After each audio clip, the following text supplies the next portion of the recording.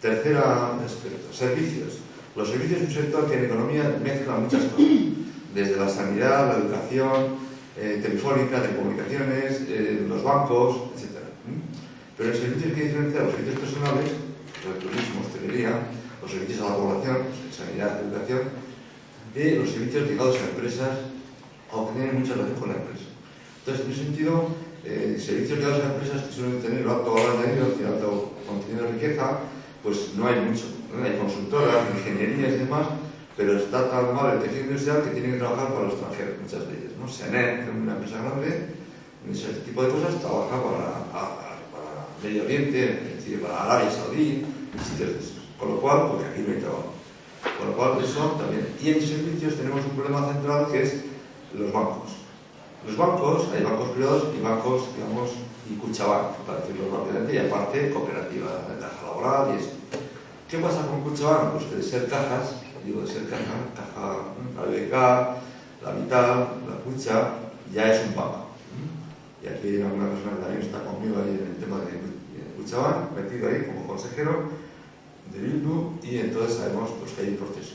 Es un banco todavía un poco distinto de los demás, pero digamos, calculamos que en un año o 2 años será como el BBVA o otros bancos normales, entre comillas.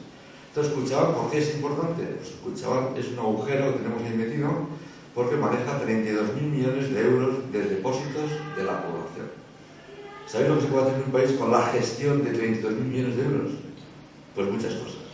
Pero si tienes una lógica de banco, no una lógica de banca, de caja, pues una lógica de banco es a expansionarse, a exportar, productos financieros, etcétera, etcétera. Una lógica de caja es distinta. Hay obra social, hay apoyo a las pymes, etcétera. En Alemania, por ejemplo, hay 400 cajas de ahorros locales, pequeñas, federadas en 12 federaciones, y maneja mucho dinero y apoyan a las empresas.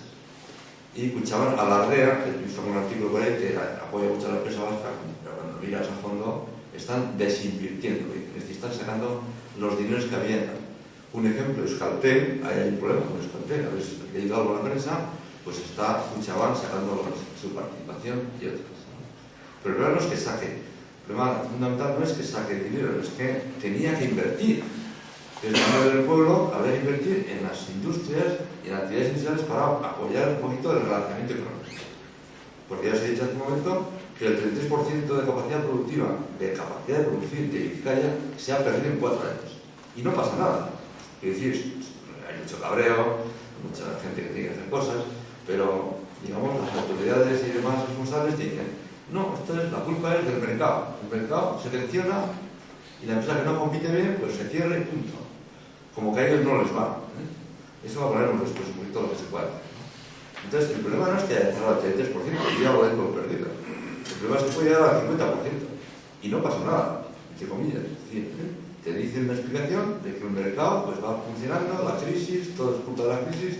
Pues pasa que hay otros países y otras regiones europeas que tienen un tejido industrial parecido al nuestro y no tienen esa crisis, no cierra tanta gente, tanta empresa, o algo pasa ahí de fondo, ¿no? Es en cuanto al diagnóstico. Entonces, este diagnóstico rápido, en los servicios ya os he dicho que hay muchas cosas mezcladas.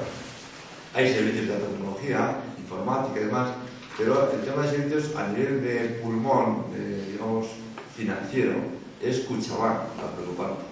Yo no espero gran cosa que el BBVA y el Santander y otros bancos hagan por el país, pero de Kutxabank se puede esperar, o se podía esperar, ¿no?